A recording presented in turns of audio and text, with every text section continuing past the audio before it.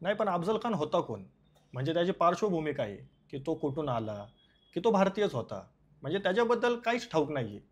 आपल्याला म्हणजे मला तरी अफजल वध हा म्हणजे 4थीच्या इतिहासापुरताच मर्यादित तेवढाच माहिती आहे मला. अफजल खान कोण होता? ते मला ऐकून घ्यायचंय, की तो आला कुठून? त्याची पार्श्वभूमी काय आहे? की तो लहानपणी काय होता? कसा होता? त्या गोष्टी मला जाणून घ्यायच्यात.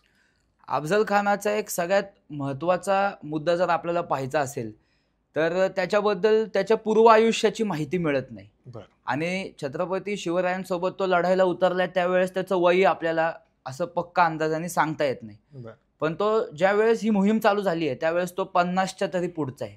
म्हणजे अच्छा. 50 वर्षाचं त्याने वय ओलांडलेलं आहे बरं. पूर्णपणे.